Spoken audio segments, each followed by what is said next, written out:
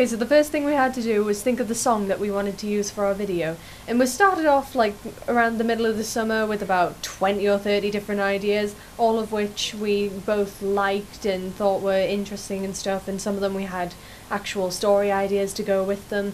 Others we just thought, oh, this would be a nice song. We were thinking of other songs like Your Love Means Everything, Little Clown at one point by the same artist that did Finally I've Flown. There was one by Panic at the Disco that had a ridiculously long name. There's a good reason these tables are numbered, honey, you just haven't thought of it yet. And then when it came to the start of year 13, we actually started narrowing those down more and more, thinking about what wouldn't be possible, what wouldn't be very well known, and what maybe one of us didn't like or the other thought would be very difficult, until in the end we had about sort of 5 songs and then narrowed them down to 3 and then 2, and then eventually we picked one that we thought out of the 2 final ideas we could take the ideas and put them into one song rather than like choosing between 2 very similar stories, and we came up with Finally I've Flown as the best song to use for our video. So after we'd come up with which song we were going to do, we had to also come up with the story to go in the video.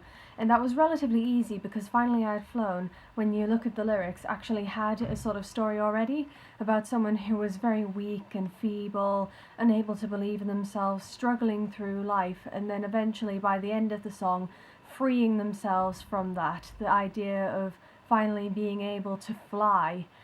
And so we had that baseline for the story, and then we decided that because there were so many references to Peter Pan in it and things like that, we would have that sort of fantasy versus reality idea. Since the singer of the song is a girl, we thought it would be best to have a girl as the main actress, not just as the singer. And we came up with the idea of the person being very sort of physically looking very small and not the most flashy person in the world. In the rough cut we used our friend Kate for that because that is literally her nature. She was very good at portraying that on camera. But in the final cut, when we were unable to get a hold of Kate, we found Jess, who had quite a lot of acting experience and was once again able to do basically whatever we told her to do and be very convincing about it. I think the most difficult part of preparing for the video, both in the rough cut and in the final cut, was making sure that we had everything. We had an awful lot of props that we needed, things like the various parts of the picnic, including food that wouldn't spoil over time, and the tea set, and all of the coloured water that we used for tea in some scenes, and various other very pretty things to put around this forest. We had to get a blanket that wouldn't be spoiled massively when putting it on the forest floor, and we got some lovely colourful bunting to hang from the trees. It was really nice setting up that scene. It took quite a while, but we did enjoy getting together those things and basically watching that entire idea come to life. But it was very difficult, and in the rough cut, our budget, the amount that we spent on costumes and props in the end, was about £25 more or less, closer to 30 I think. And so you can imagine for 2 poor students, we had to get a lot of help from other people in finding things we could borrow and finding the cheapest possible places to get these items. Getting together actors for our video, however, was a lot more difficult. We, as young, very shy girls, we couldn't really just get together a massive amount of people to be in the video, even though we wanted to. We had to get together our closest friends who we knew wouldn't be absolutely terrible at acting, and we said to them, okay, what days can you be available? Would you be willing to do this? And would you be willing to wear that? And stuff like that. We had to warn them that there would be a lot of time filming and that they might get quite cold at some point and have to do things that they're not entirely comfortable with. And of course, we did get quite a few complaints when we were busy filming that some people couldn't do things and they weren't really very happy with how that looked. So it was a bit frustrating trying to get the rough cut filmed especially, but we were lucky that we could actually find people at all, and very, very lucky that we had really good weather on most of the filming days, except for when we were trying to film in Whitley Bay with our main actress and a couple of extras, where it kept raining every few seconds and we had to spend a lot of time ducking under shelter to keep the camera dry. In terms of equipment and how prepared we were lucky that we didn't have to worry about tripods or anything, because I knew that my brother had one I could borrow, and if need be we could borrow one of the schools. Cameras, though, were another matter. At first we were going to use one of the school's cameras because, in our experience from the preliminary task, it was a very bad idea to use any of the little handheld digital HD cameras, as it meant we had to grade down a lot of the quality of the filming, not to mention my one had a ridiculously unreliable battery. But all of the school cameras had been booked out, so for the band shots of the rough cut we borrowed my friend James Gray's camera, which was worth quite a lot of money for his uni course, so we had to be extremely careful, and actually brought him along to help with the camera work just while we were busy trying to record. And luckily by the next weekend, when we were having to film the rest of it, my gran was very kind enough to lend me the money to buy my own SLR camera, which was about 500 quid, and to be honest, the best gift I could have ever gotten for that time, because it meant we were set for cameras, we could use it whenever we needed it, and we wouldn't have to worry about sharing it with anyone, and it was a very, very good quality camera, despite the fact that we still had to convert the footage afterwards to use it on Premiere. We got a lot of very good feedback from the rough cut in terms of what we needed to improve, such as, well, the narrative was apparently good and a very nice story, but many people didn't understand certain elements of it, like what the role of the Guardian was, because we had her in this very normal outfit that didn't exactly look celestial enough. And originally we were going to do that, but we thought it would be a better idea if she looked relatively normal, as opposed to going for the very cliché, all-in-white angel kind of thing.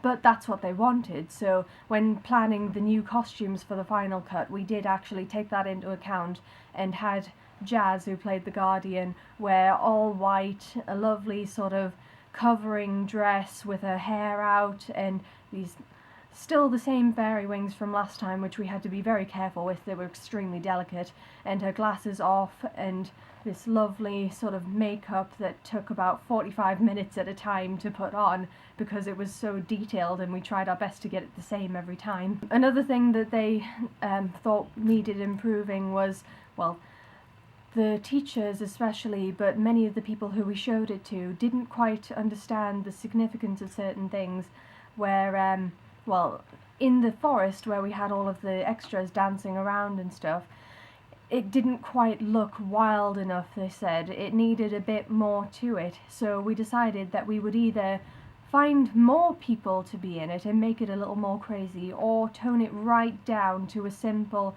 interaction between the Guardian and the actress, as if that was their own little place. And so in the end, since we couldn't find enough people to be in the video again, we decided to go for that simpler option, and it did have a much better effect. It showed that you couldn't guarantee whether the Guardian or that place in itself was real or not, except for when the singer, me, comes along and sees the actress dancing by herself because she can't see the Guardian, and sort of walks off like, wow, crazy. Although some of our camera work was really good, apparently, there were some things that we had forgotten to pay attention to, such as the rule of thirds, especially in the band shots where the tops of our heads were often cut off, or we were just not quite on the right line. And so we thought, when we were filming the final cut, to make sure we were in the right position every time. Whenever I was in front of the camera and Jazz was behind, I was constantly saying, how's the rule of thirds? Can you see the top of my head? Can you see my hat? What's the space like either side of me? Things like that. And when we were filming in Whitley Bay and in the other areas with our other actors, I was constantly asking one of them or Jazz what it looked like, because even if I thought it looked right, I needed a second opinion. And this time we paid a lot more attention to what was actually happening in the shots as well, because this time we really needed a convincing actress, the sort of flow of it to be very smooth and the narrative to be clear, and we needed the mise-en-scène to look absolutely perfect, which I think was quite lucky that we did. When filming in the forest, it looked a lot more celestial and fantasy-ish this time because we filmed in the autumn where there were dead leaves everywhere, really colourful ones all over the floor, and we even had at one point Jess pick up a handful of them just as the paper plane dropped off screen, and she chucked them around like she was dancing, and that looked really aesthetically nice. So I think that was quite good. We did actually change whereabouts in the forest we were filming as well, so that it would be a more enclosed area, and so that we could hang the bunting around and place the picnic blanket down on the floor in a place where it wouldn't look like it was just not filling up the space nicely enough. Skills and conventions of sort of indie groups and videos is that it's quite rough around the edges, it's not very elegant. So to do this, we've sort of dressed in sort of urban style clothing, clothing, especially mine. It looks very ordinary. Yeah, with the sort of army jacket looking thing and the plain trawlby, whereas I dressed a little bit more elegant, sort of showing the differences between the two members as being the idea of polar opposites. I had a slightly more classy Lolita style with the lace tie and the jacket and everything. One of our key videos that we based it on, especially when in the rough cut we were going to have a bunch of people all having a feast in the forest area, was actually the video for Raise It Up. Because in it they're all in this, like, they're all fantasy, it's very Greek almost, it's sort of Greek feast, so stuffing themselves with food, and it's all like the actual lead, Florence, she's got like big flowy sleeves and she's waving about, and there's a bit in it where they all do the synchronised dance thing, and it's all like raise it up. So we were sort of aiming for that, which we fell short of because of a few things, mainly because we didn't have many people. Yeah, and they weren't the best of actors at times. Costume-wise, we're very limited to what we can get from charity shops because we're poor students. We can't afford these big, fancy, flowing robes. Yeah, so they're not exactly the easiest things to get a hold of anyway. But when we went to plan the final cut, we did think a lot more about costume and what would fit the mise-en-scène a lot more, especially with the main actress having a costume change between the mundane and the forest areas, which did actually make a massive difference to the feel of the video. We took Florence and the Machine again as a style model for our digipack with the album Lungs. Jazz had a lot of look at what they used convention-wise and the layout and all of the sort of things they included in it, and took that as sort of guidelines for ours, which is why it looks quite similar. Yeah, to link to the advert and the actual album together, I sort of made it look exactly the same, almost exactly the same, only obviously changed the layout to fit in a smaller and larger form. Like a poster size rather than CD size. Originally, I did have the actual picture of Hannah as the Hatter in a sort of purple colour, and that made her look more urbanised. Yeah, it made it look a little bit graffiti-ish, doesn't it? It looked more otherworldly, more striking. Yeah. But in the actual result in the digipack, it was actually a lot better to just have it natural, as the back image of it made the text of the actual title tracks very hard to read. And you put roses everywhere, didn't you? Roses that gave it a very Alice in Wonderland kind of feel. So we've got Peter Pan references in the song and Alice in Wonderland references in the album. But the fact that we had like the tea party and everything made it really seem to fit, and it gave it this sort of really elegant, pretty looking cover. The booklet itself I also based on the Lungs album, but I moved away from that because I didn't want it to look like we were just completely ripping off. So on pages I have like a first line of the track, and on the other side I've got images, not really that relating to the song itself, but to do with images the whole from the shoot and very pretty mise-en-scène wise. And to continue the whole theme of the black and the roses, I've included that. I've like made a very faint rose in the back of the lyrics to further keep it, and they kept the same Yeah, font. made it very consistent all the way yes. through. I think we did get really good feedback from the Digipack as well. Mr. Bertel loved it, and so did a lot of the people that we showed it to. People were quite surprised, personally for me, at how natural it looked, and how apparently I did look like a singer rather than just a student, which is a really good thing, because the last thing we wanted was to look like amateurs. As we had limited time to do the actual Digipack, I actually upped the contrast on the original image to make her look more flawless. So instead of going into Photoshop and removing every tiny little blemish, which there wasn't many of, I sort of upped the contrast a bit to make her look more glowing, more healthy. Yeah. And that was good. I also continued the whole black with the white writing and the same font onto the actual website I made for the artist, to continue the idea that it's actually a professional person. Yeah, tried to include a lot of information that you would normally see on band websites, including a little bit of a biography and all of the members involved. We even photoshopped a photo that was randomly taken of one of our extras to use as an extra member of the band for some of the songs that were apparently included in this album. It was quite interesting to see how professional it looked in the end, as if we were this actual band. Yeah, you made a Facebook and everything. Yeah, I didn't included you? links on the actual website to Facebook and Twitter. Hmm. And the whole idea was the website is for the fans to keep updated. The Facebook is for more contact with fans and more interacting with fan art. And to the be honest, Twitter is, again, you could contact even with have fans. contact with companies and stuff through Mhm. Facebook. It's the idea of creating this whole publicity campaign that a band would normally have in order to get the views and the fans that they want.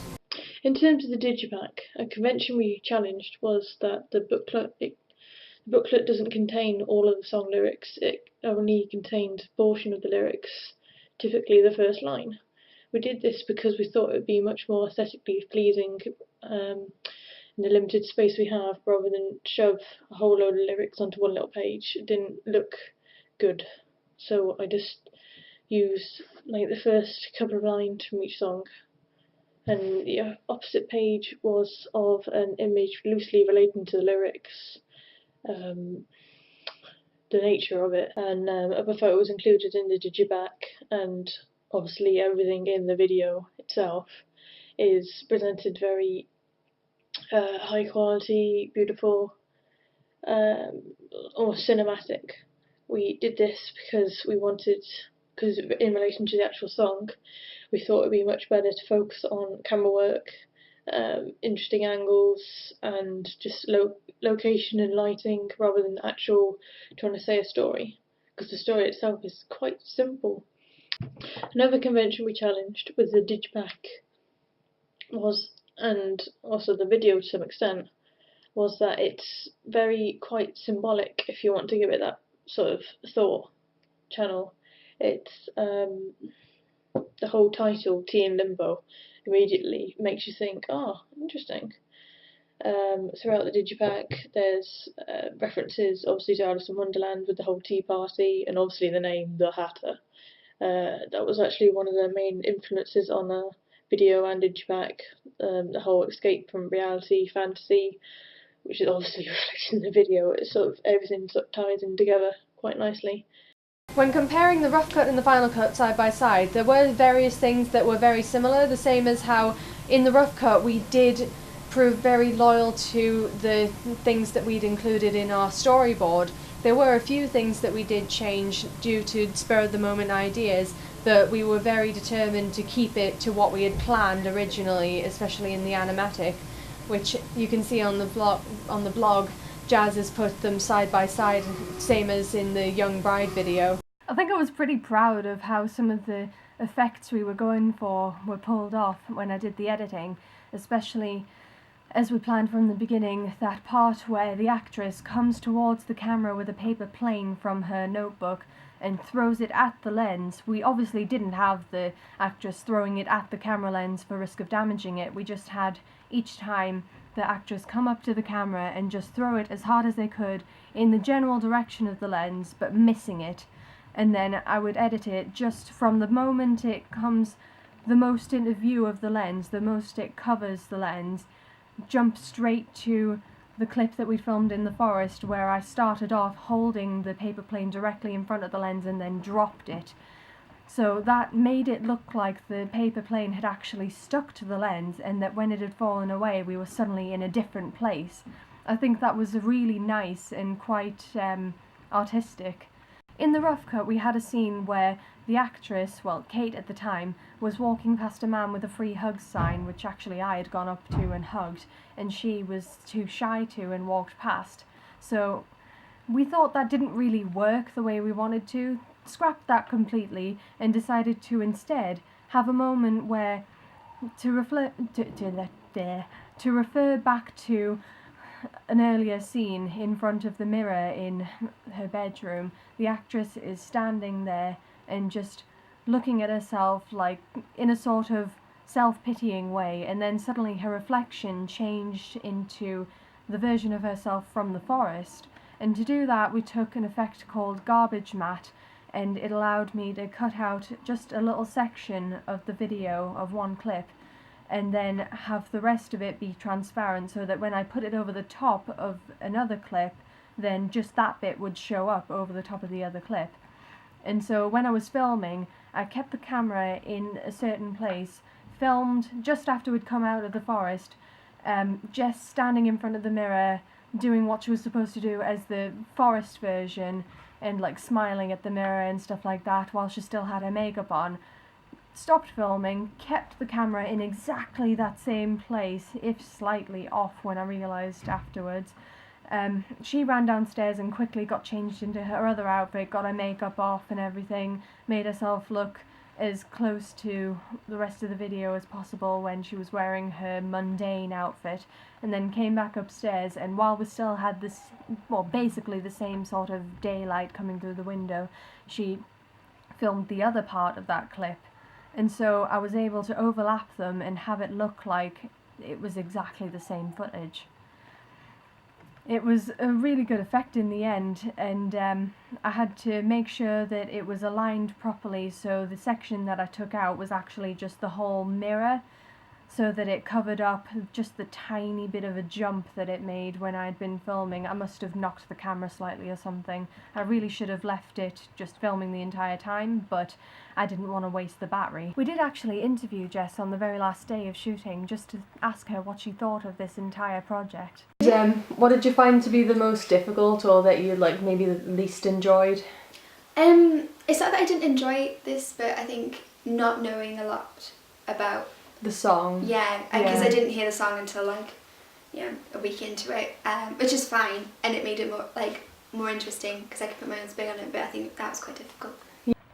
In the end, I do think that this was a really enjoyable thing, despite the fact that with everything that went wrong, well, we had absolutely terrible bad luck. Everything from the guitar to the people trying to cancel on us and the weather to just some editing problems and everything like that. Time was not really on our side either. Despite all of that and all of the stress that came with it, I think that I'm insanely proud of what we came up with in the end, and I think that we definitely did do our absolute best on it. There were some communication errors now and then, and we did do some things not as well as we could have possibly, but it was mainly down to just things like prioritizing what absolutely needed to be done and what we just didn't have time to do. And overall, I think for a tiny team of 2, we've done relatively well. I'm really proud once again of how the video turned out. I believe Jazz is as well, and well, we would gladly do it again, perhaps with a little bit more help or more time, but we seem to have done pretty well on our own.